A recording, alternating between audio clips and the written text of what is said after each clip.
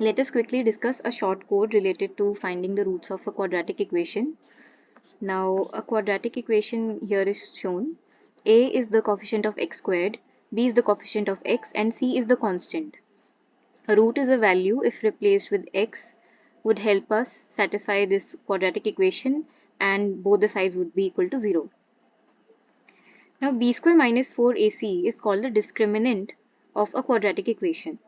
If the discriminant is positive, that is b square minus 4ac is greater than 0, then the parabola which we plot on the graph, that is the graphical representation of a quadratic equation, would cut the x-axis at exactly 2 points. That is, we will have two distinct real roots for the quadratic equation.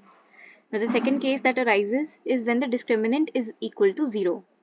In that case, the vertex of the parabola would touch the x-axis at exactly 1 point, and we will have repeating roots. When the discriminant is less than 0, that is b square minus 4ac returns a negative value, in that case we will have imaginary roots. And one root would be the conjugate of the other. Let us look at the code. In the first line, we have declared variables of the type float, that is, they can have integer values as well as values which can have a decimal. Okay, now cout would give the message enter coefficients one by one. Press enter after adding each entry a, b and c. Cin would take in the values from the user on runtime. The value of a, b and c would be stored in the program. Now to calculate the discriminant, we have used the above equation b square minus 4ac. Here the asterisk is used to show multiplication and minus sign has its usual meaning. Now the if-else control structure has been brought into use. We can also use the switch case statement that we had discussed in the class. Now, if the discriminant, that is b square minus 4ac here, is positive, then the roots x1 and x2 would hold these values, that is minus b plus the square root of the discriminant divided by 2a. Here, x1 would store the value with plus sign and x2 would store the value with the minus sign.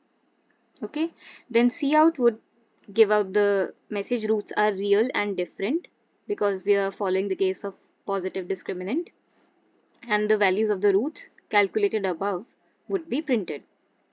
But in case when the discriminant turns out to be 0 because of this calculation, then else if statement block would be executed. Now if you'll ask why did we not use a single equation equal to sign, here double equal to sign is used to show the relation of the discriminant with the value 0. If we simply wrote discriminant equals 0, it would assign the value 0 to the discriminant here. But we just want to check the relation of the variable discriminant with 0. That is why we have used the relational operator of equality. Okay, as here greater than is a relation of discriminant with 0. Here equality is the relation of discriminant with 0. So else if block would be executed if discriminant holds the value 0 because of this calculation.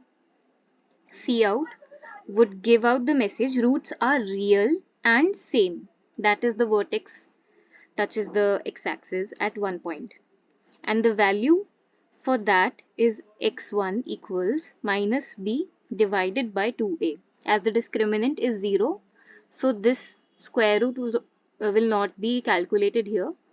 We can directly write minus b divided by 2a. But in the case where neither the discriminant is positive nor 0, this block of code will be executed where we would calculate the real part separately. Real part would be minus b by 2a and the imaginary part would be square root of minus the discriminant.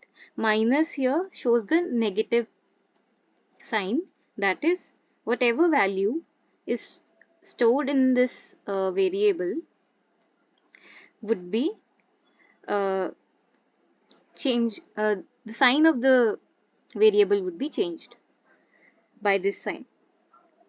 So here it is not used for subtraction, but to show that it is a negative value that we are using in the square root function. Now square root function is being used and it is available in the CMath library. So CMath library has been introduced in the header files. Square root of discriminant divided by 2a would be the imaginary part. Now to show the two roots in a fashion that we write in our notebooks, like real part plus iota imaginary part, that is why we have used this. X1 equals, first of all it would print the real part, then this message would be printed, and then again the imaginary part would be printed.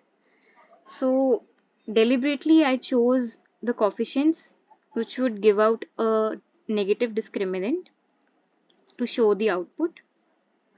Here I gave the coefficients 1, 4 and 5, and the roots are complex and different, that is this case was executed, and here you can see how the message was printed. X1 equals minus 2 plus I, this part, and then the imaginary part 1 was printed. Return value was 0 and the code was executed successfully. Thank you.